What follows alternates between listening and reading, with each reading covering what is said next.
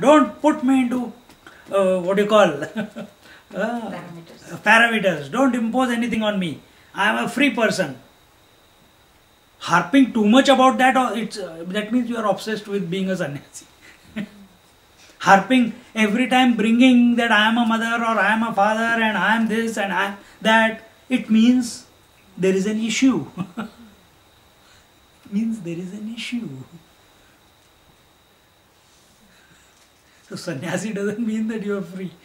You can still continue to behave as if you are bound. Just wearing clothes doesn't mean anything. So here the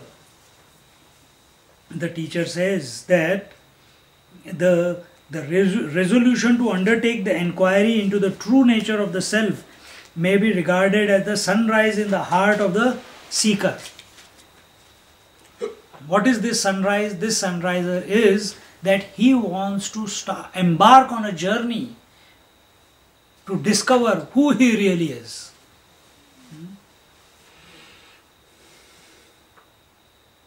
And when does this sunrise happen?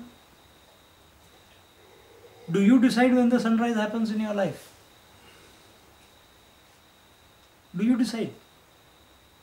If we equate it to the sunrise, do you decide when the sunrise happens outside? It happens. So do you decide that I have to realize? No. But you can be available at that time, just before sunrise takes place. Now because we have to use words, we have to use the not self so that we can move towards the self or be the self. Even though the words, the names and forms cannot reach the self. They cannot reach the self. But we have to move towards that. How? We'll tell. In the next verse we'll tell that. That is the art of Anvaya and Vyatirek sadhana. That is the superimposition and the desuperimposition.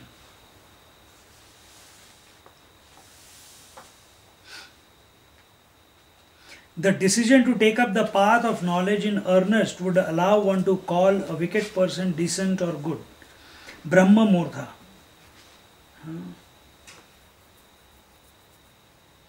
What is Brahma? We have already said what the Brahma Murtha is. The span of 48 minutes before the sunrise is Brahma Murtha. Not 20 to 40 minutes, 48 minutes before sunrise. Yona dhiya prachodayat.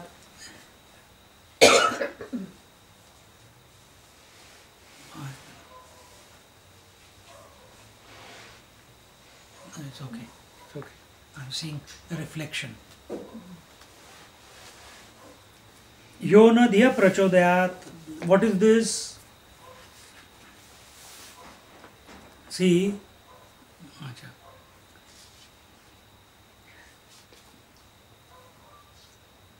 The self is the force that illumines our thoughts in the intellect. The self is in essence completely detached from the intellect. Just like the space in a pot. The example came in Mundaka Upanishad. The space in a pot is totally disassociated with the pot. Whether the pot is there or not there, space has got nothing to do with it.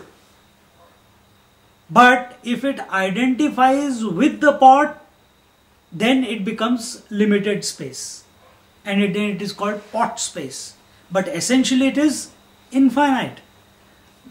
Same way, this consciousness, this self that we are, that our essence is, it is unattached. When it borrows its attention, borrows itself to the thoughts, then that thought starts becoming real. That thought called Radha, that thought called book, that thought called music, that thought called whatever. Without the presence of this reality, the self, the conscious principle, the light of lights, now you can take this in the outside world also at the physical level. Without the sun's light, no object on the earth can be visible. Isn't it?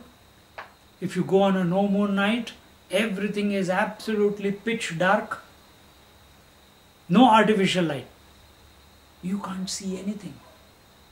Or you take especially in the farms, can't see anything at night. Go inside a room, close everything, all the doors, all the windows, no cracks, no light. You won't know where's the sofa, where's the camera, where the people sitting. You can't see any contours.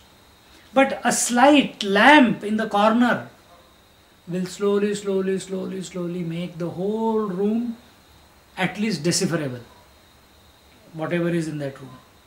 So it is the reflection of the light on the object that the object becomes visible. Similarly, it is the light of the consciousness when it falls upon the object of thought that thought becomes visible. And how does this? This light goes through the mind, through the eyes, onto the object outside, and it falls. That object creates a thought in the mind. And that's happening all the time. But somewhere along the line one idiot comes up to say, I am all these thoughts. Then the question a doubt might come.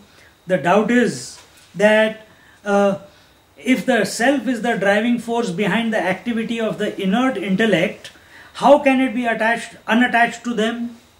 How can inert intellect become active?